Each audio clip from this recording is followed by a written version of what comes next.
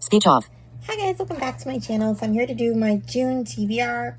This is kind of a huge pile of possibilities. I'm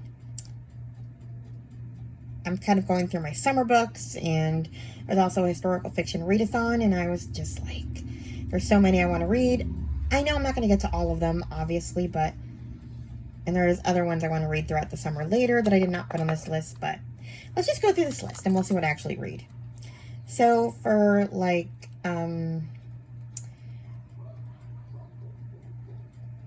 guess, not required reads, but like prompts I have. First we have Book Lover Amanda's Southern Comfort reading prompt. This month's prompt is storytelling or family gathering. I'm not sure what I'm going to read for that yet.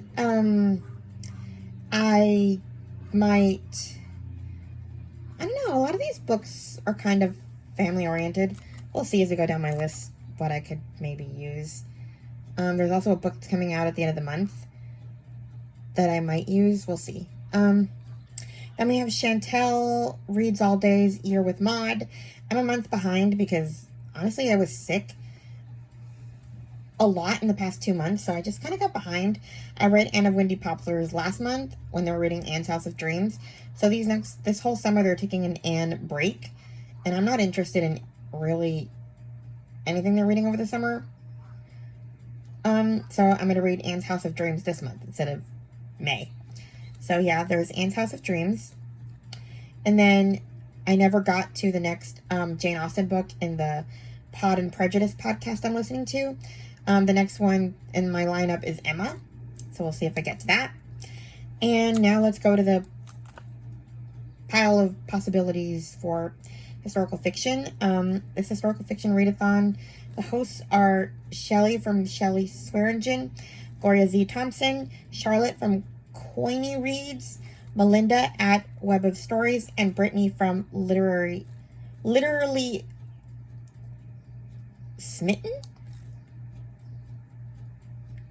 Literarily Smitten. It's not literally. Anyway. I've never heard of most of these. So I just subscribe because if they're hosting a historical fiction readathon, they're into historical fiction, so they're my kind of people. Anyway, let's just go through the prompts. I do have something for almost all the prompts, and then I have just like general historical fiction that I might get to. We'll see. I'm always in the mood for historical fiction. And then we have a bunch of books that I just labeled in a section called summer books that sound like summer. I don't know. So the first prompt is read a work of historical fiction about a real remarkable person. It doesn't necessarily have to be a remarkable person. Honestly, just have to be a person. And I didn't think about using this book for that, but Every Hour Until Then by Gabrielle Meyer. I actually got the idea from Alma's book journey. She decided to use this book for this prompt because Jack the Ripper's in this book, and he was real. He wasn't remarkable, but he was real. So there's that. So I'm for sure going to read it this month, if nothing else. But the other one I had on my Goodreads that I thought about is Miss Morgan's Book Brigade by Janet Skesling Charles. I heard about this one from the Book Bumble podcast. 1918. As the Great War rages, Jesse Carson takes a leave of absence from the New York Public Library to work for the American Committee for Devastated France. Founded by millionaire Anne Morgan, this group of international women help rebuild devastated French communities just miles from the front. Upon arrival, Jessie strives to establish something that the French have never seen: children's libraries. She turns ambulances into bookmobiles and trains the first female librarians. Then she disappears. 1987. Ooh, I could also use this one for dual timeline. Okay. When NYPL librarian and aspiring writer Wendy Peterson stumbles across a passing reference to Jessie Carson in the archives, she becomes consumed with learning her fate. In her obsessive research, she discovers that she and the elusive librarian have more in common than their work at New York's famed library, but she has no idea their paths will converge in surprising ways across time. So, interesting. Next prompt is read a work of historical fiction about the arts. So I was gonna read this next book in the Paris Sisters series. It's called The Paris Promise by Suzanne Kelman. It came out this month, or on May 20th, and I started to read it, and then I stopped because I saw there was a violin in it, and I decided to save it for this readathon. So I can't really talk about it because it's the third book in a series, but it's about these sisters who are all doing like heroic things during World War II. And you kind of see them come together, but you also see them go their separate paths. And at the end of the first one, we hear that one of them dies, but we don't know which one, and you have to keep kind of reading the series to find out which one didn't make it. So far, from the first few books, it looks like they all lived, except I don't know. Anyway, this one is about the sister was a violinist, so yeah, can't talk about it more than that. Number 3, read a work of alternative historical fiction. I don't have anything for this one, just because it's never been my thing. I've never really been that into alternate histories, so I'm not going to stress about it. Number 4, read a book with dual timeline. And for this one, I picked We Hope for Better Things by Erin Bartels. I just got Kindle Unlimited because it just became blind friendly, and this book is kind of long, and I kind of wanted to read it, and it's available on Kindle Unlimited, so I can read it that way. I have the audio, but I don't know, I couldn't get into it. But this is definitely more than one timeline. I've had this on my TBR since I started Goodreads back in like 2019 or something. So it's kind of cool to go all the way back to the beginning. I want to read my backlist. So anyway, when Detroit Free Press reporter Elizabeth Balsam meets James Rich, his strange request that she look up a relative she didn't know she had in order to deliver an old camera and a box of photos seems like it isn't worth her time. But when she loses her job after a botched investigation, she suddenly finds herself with nothing but time. At her great-aunt's 150-year-old farmhouse, Elizabeth uncovers a series of mysterious items, locked doors, and hidden graves. As she searches for answers to the riddles around her, the remarkable stories of 2 women who lived in this very house emerge as testaments to love, resilience, and courage in the face of war, racism, and misunderstanding. And as Elizabeth soon discovers, the past is never as past as we might like to think. Sounds interesting. Okay, debut author Erin Bartels takes readers on an emotional journey through time from the volatile streets of 1960s Detroit to the Underground Railroad during the Civil War to uncover the past, confront the seeds of hatred, and discover where love goes to hide. That's why I thought it was dual timeline. Because you're going from 60 to the 1800s. Sounds good to me. Last prompt. Read a work of historical fiction about a specific event. I wasn't sure where to take this, because I guess war is a specific event. So if I don't decide to read this one and I get to some other books on my list, I don't know. But the one I picked for this one for now is The Blackbird Girls by Anne Blankman. I first heard about this one from Chantel Reads All Day, and Gloria, it seems, is going to read it for that prompt too, I think she said. On a spring morning in 1986, neighbors Valentina Kaplan and Oksana Savchenko wake up to an angry red sky. A reactor at the nuclear power plant where their fathers work, Chernobyl, has exploded. Before they know it, the 2 girls who've always been enemies find themselves on a train bound for Leningrad to stay with Valentina's estranged grandmother, Rita Grigor. I cannot pronounce his name. In 1941, Rivka must flee Kiev before the Germans arrive. Her journey is harrowing and fraught with danger because Germans and Russians alike will revile her for her Jewish blood. In both time periods, the girls must learn who to trust and how to have hope in the midst of horrible events. So this could also count for dual timeline. Now, here's some other ones that didn't necessarily fit, but I want to get to them. First, we have When the World Fell Silent by Donna Jones Allward. Heard about this one. I think this was from Chloe last year.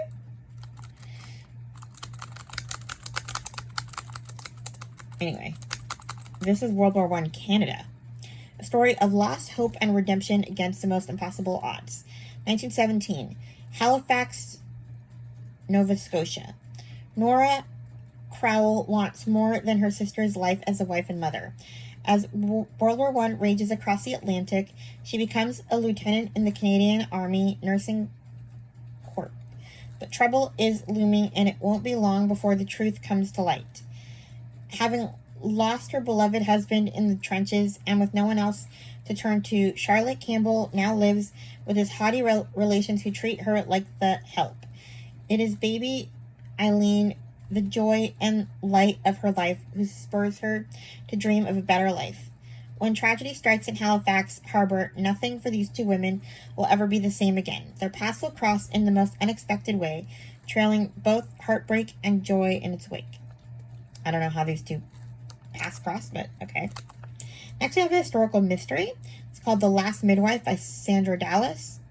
It is 1880, and Gracie Brookins is the only midwife in a small Colorado mining town where she has delivered hundreds, maybe thousands of babies in her lifetime. The women of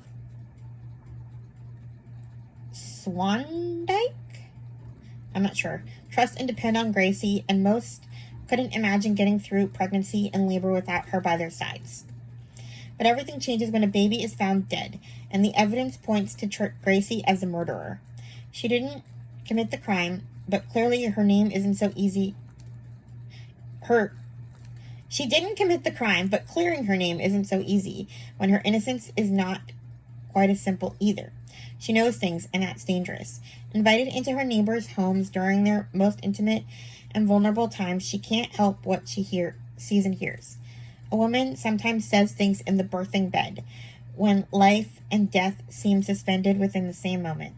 Gracie has always tucked these revelations away, even the confessions that have cast shadows on her heart. With her friends taking sides and a trial looming, Gracie must decide whether it's worth risking everything to prove her innocence, and she knows that her years of discretion may simply demand too high a price now, especially since she's been keeping more than a few dark secrets of her own. Interesting. Next, we have Coal Black Lies by Cindy Sproles. Heard about this one from Katie from Paperbacks and Ponytails. Believing the bitter lies you tell yourself leaves little room for the sweetness of truth. Coal miner Joshua Morgan manages to do the impossible. He broke away from the stranglehold of the iron-fisted Barton family and the company store to whom all the miners in the Appalachian Mountains are indebted. But it cost him the life of his young daughter, who was run down by a posse led by Thomas Barton while coming to collect Joshua's payment to the store. 5 years later, a sweet but slow-witted young girl lands on his doorstep, and Joshua's desire to protect her from the clutches of the Bartons increases his thirst for vengeance. Joshua sets out to discover where the girl came from in order to take down the Barton family once and for all. His journey leads him to the truth about the day his daughter died, a reality he finds hard to accept. When confronted by Thomas Barton himself, Joshua is forced to rethink the dark lies brewing in his heart. If he broke away, could Thomas have also? Despite his misgivings, can Joshua join forces with the man he once despised to free the miners from a tyrannical Barton family and forge a future of peace for both the young girl and himself? Sounds like an adoption story. Then we have, maybe, I don't know if I'll read this, A Choice Considered, Heart of Cheyenne #2 by Tracy Peterson. Not going to talk about that. It's a series. Then we have another midwife book, The Midwife by Tricia Cresswell. This one looks interesting. 1830. After a violent storm, a woman is found alone, naked, near death on the Northumberland moors. She has no memory of who she is or how she got there, but she can remember how to help a woman in labor, how to expertly dress a wound, and can speak fluent French. With the odds against her, a penniless single woman, she starts to build her life from scratch, using her skills to help other women around her. She finds a happy place in the world, until tragedy strikes and she must run for her life. In London, Dr. Borthwick lives a solitary life working as I cannot pronounce this word, together with his midwife, Mrs. Bates, dealing with mothers and babies in both the elegant homes of high society and alongside a young widow, Eleanor Johnson, volunteering in the slums of the Devil's Acre. His professional reputation is spotless, and he keeps his private life just as clean, isolating himself from any new acquaintances. He is harboring a dark secret from his past, one that threatens to spill over everything. I don't know what this means, but cool. Then we have Before Dorothy by Hazel Gaynor. This one's coming out on June 17th. We'll see if I get to it, but it's basically Auntie M's story.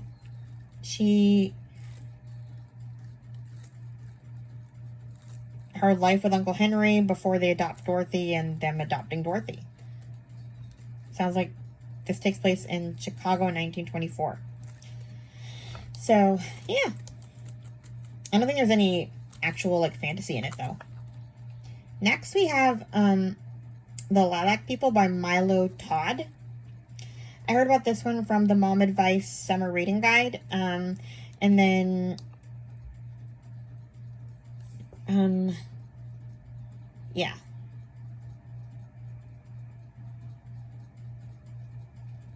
I'm blanking on her name. I just saw her video. And I can't go look. But Ellen May Book Club. I'm so sorry. She's also potentially reading it this month. So, yeah. But this sounds interesting. This is a moving and deeply humane story about a trans man who must relinquish the freedoms of pre-war Berlin to survive first the Nazis, then the Allies, while protecting the ones he loves. So basically, the LGBTQ was persecuted during World War II, but post-World War II, they freed everyone else but them, it sounds like. So we get to read about that and how he survived. So it sounds interesting, and it is June, which is LGBTQ month, so why not? I also have another one, another LGBTQ historical fiction, but I don't know if this is really relevant. It's called The Teacher of Auschwitz by Wendy Holden. Chloe talked about it. It's also coming out June 17th. She talked about it in a new release video. Friday built a wall against suffering in their hearts. Amid the brutality of the Holocaust, one bright spot shone inside the Nazi death camp of Auschwitz. In the shadows of the smokestacks was a wooden hut where children sang, staged plays, wrote poetry, and learned about the world. Within those four walls, brightly adorned with hand-painted cartoons, the youngest prisoners were kept vermin-free, received better food, and were even taught to imagine having full stomachs and a day without fear. Their guiding light was a 27-year-old gay Jewish Freddie Hirsch. Essentially, it's him teaching these kids. The only reason I count it as another LGBTQ book is because it says he's gay. But honestly, I don't really think that's relevant to the story. I don't know. It's just him teaching children. So, yeah. Next, we have my section of summer books. I don't know if I'll get to all of these. There's a ton. But continuing with the LGBTQ theme, we have The Golden Season by Madeline K. Sneed. I heard about this one from the Currently Reading podcast a couple of years ago. This was even before BookTube, so in their backlist. How do you love a place that doesn't love you back? Emmy Quinn is West Texas through and her roots run... Okay, I need to start this over. Emmy Quinn is West Texas through, and her roots run deep in the sleepy small town of Steinbeck, where God sees all and football is king.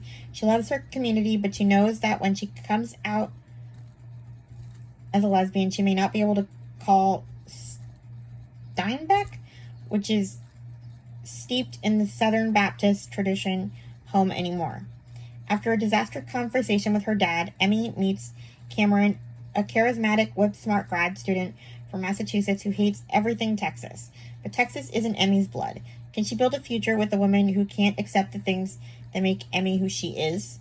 So it sounds like she's learning to love where she comes from, even if where she comes from doesn't always accept her. Like, to kind of accept the good parts of where she comes from. And her father is offered a position as head coach of a football team.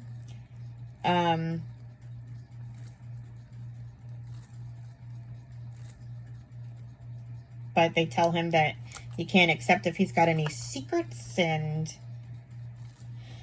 yeah, I guess his daughter would be considered a big secret in the town. I don't know.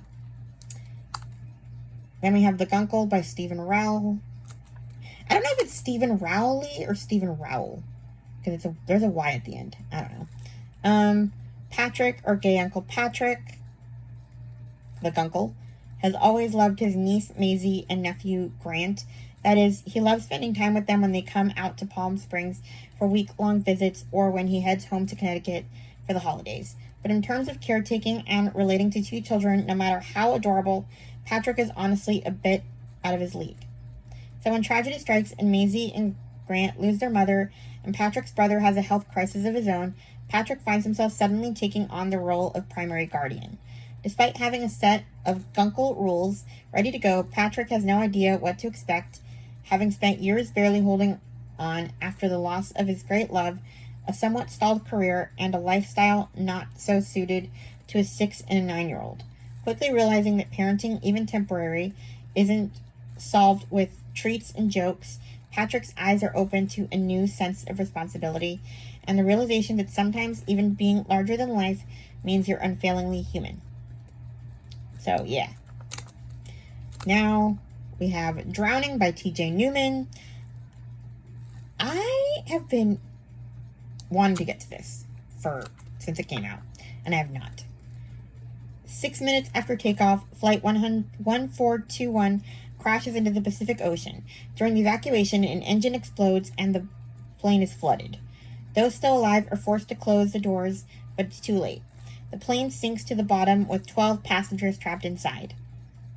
More than 200 feet below the surface, engineer Will Kent and his 11-year-old daughter Shannon are waist deep in water and fighting for their lives.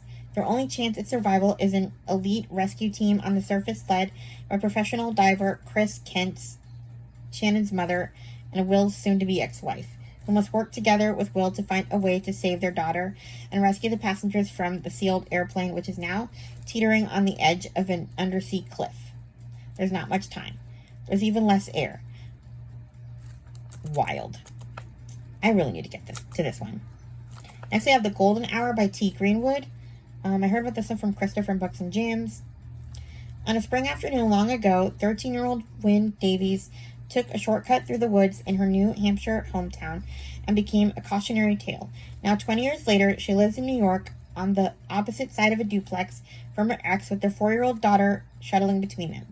Wynne makes her living painting commissioned canvases of birch trees to match her clients' furnishings. But the nagging sense that she has sold her artistic soul is soon eclipsed by a greater fear. Robbie Russo, who has spent the past 2 decades in prison for a terrible crime against her, may be released based on new DNA evidence, unless Wynne breaks her silence about that afternoon. To clear her head, refocus her painting, and escape an even more present threat, Wynne agrees to be temporary caretaker for a friend's new property on a remote Maine island. The house has been empty for years, and in the basement, Wynne discovers a box of film canisters labeled epitaphs and prophecies. Like time capsules, the photographs help her piece together the life of the house's former owner, an artistic young mother, much like Wynne. But there is a mystery behind the images too, and unraveling it will force Wynne to finally confront what happened in those woods and perhaps escape them at last. Sounds fun. Now for some series. I'm hoping to get through the If I Run series by Terry Blackstock. I've been wanting to forever. I don't know if it'll happen this month. I have a lot. And they say you have to kind of read these in order. I mean, like all at the same time, because you'll want to. So, then I have another trilogy, the Annie Peterson series by Colleen Coble. We have Edge of Dust. I'll read the description for that one. Even though secrets lie off the coast of Rock Harbor, the truth will set Annie Peterson free if it doesn't kill her first. 9-year-old Annie Peterson's life changed the night her sister was kidnapped. The two had been outside playing on a dock, and Annie never forgave herself for the role in her sister's disappearance. 24 years later, and now a law enforcement ranger, Annie is still searching for answers as she grieves a new loss, the death of her husband and parents in a boating accident. But Annie and her 8-year-old daughter, Kylie, aren't the only people in the town of Rock Harbor whose lives have been marred by tragedy. While managing the property around the Tremello Resort and Marina she inherited, Annie discovers a dead body floating in the cold Superior surf and begins to work with the sheriff's officer to tie the death to a series of other mysterious reports in the area. At the same time, her first love, John Dustin, returns after 9 years away, reigniting the town's memory of a cold case he'd been suspiciously linked to before he left to pursue his orthopedic residency. For the sake of her investigation and her heart, Annie tries to stay away. But avoiding John becomes impossible once Annie realizes she is being targeted by someone desperate to keep secrets from the past hidden. So yeah, there's that one. Then we have Dark Knight and Break of Day, that series.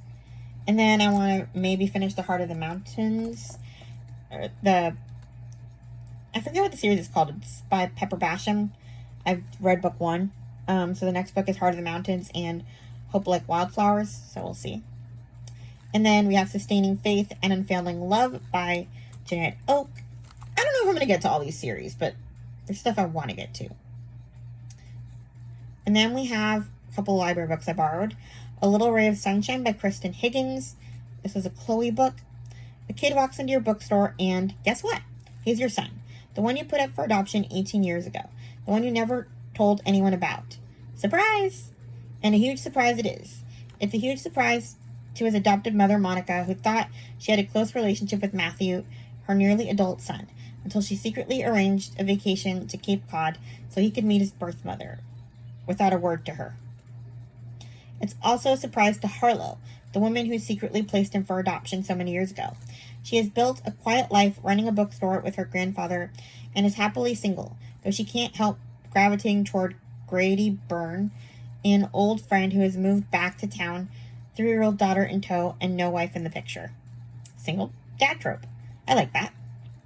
When Matthew walks into Harlow's store, she faints. Monica panics, and all their assumptions about what being a parent really means explode. The summer will be full of more surprises as both their families are redefined and as both women learn that for them, there's no limit to a mother's love. Then we have A World Away. I think this is my last one. By Nancy Grossman. Another Chloe book. A Summer of Firsts. 16-year-old Eliza Miller has never made a phone call, never tried on a pair of jeans, never sat in a darkened theater waiting for a movie to start. She's never even talked to someone her age who isn't Amish like her. A summer of goodbyes. When she leaves her close-knit family to spend the summer as a nanny in suburban Chicago, a part of her can't wait to leave behind everything she knows. She can't imagine the secrets she will uncover, the friends she will make, the surprises and temptations of a way of life so different from her own. A summer of impossible choice. Every minute Eliza spends with her new friend Josh feels as good as listening to music and for the first time, and she wonders whether there might be a place for her in his world. But as summer wanes, she misses the people she has left behind and the plain life she once took for granted.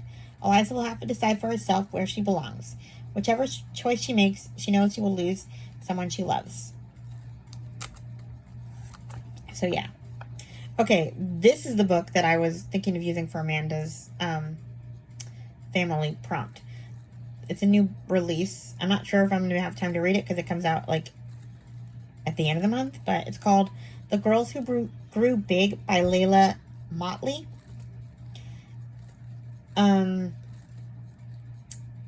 Adela Woods is 16 years old and pregnant. Her parents banish her from her comfortable upbringing in Indiana to her grandmother's home in the small town of Padua Beach, Florida.